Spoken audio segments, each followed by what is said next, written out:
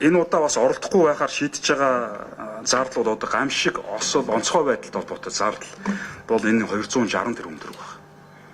За ингээд энэ бүхнийг тооцоолж үзэхээр ерөөсөө одоо бид нэг төрийн бүх үйлчилгээг бид 5.5 их найд төгрөг л одоо явуулах ийм шаардлага үүсэж байна.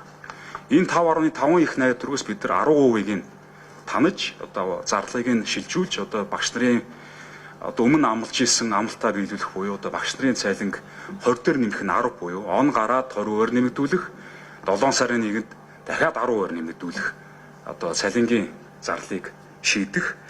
За мөн эрүүл мэндийн салбарын ажлагчдын цалинг 10-аас 15%-аар нэмэгдүүлэх асуудал байгаа.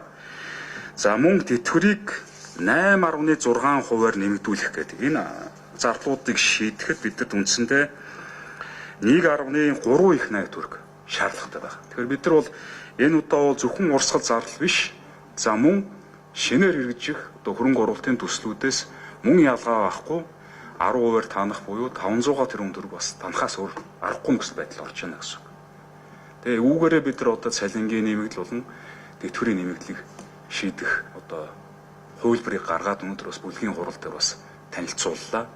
Тэгээ маргаашнаас ахуулаад төсвийн ажлын хэсэг ажиллаж эхэлнэ. Тиймээс бид нар одоо эрүүл мэндийн салбарын ажиллагчдын нэг одоо боловсролын салбарын ажиллагчдыг одоо салбар яамтайгаа яаралтай хэлцээрд орох. За мөн одоо дараагийнхан одоо 26 21 3 жилээр гэрээгээ хэлцээр хийдэг. Хэлцээрд орж 3 жил гэрээгээ хийдэг. Энэ асуудлуудаа салбар яамтуудтай яаралтай хэлцээрд орох ийм шаардлага болон хүсэлт гаргаж байна гэсэн үг. За үндсэндээ төсөвтэй холбоотой бол за үүн дотор бол мэдээж хэрэг өөр танах зардлууд байгаа байх гэж одоо иргэд маань ярьж байгаа. Гэхдээ одоо бол их хурл бол өөрөөсөө эхэлж тань.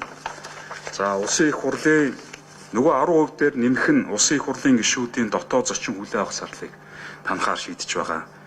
За зарим урсгал засварыг 2025 оны түвшинд барих.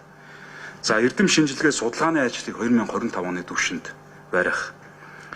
За бүх яамдуудын нэмэгдсэн ямар нэгэн шинэ ангиллаар нэмэгдсэн төслүүдийг хасах.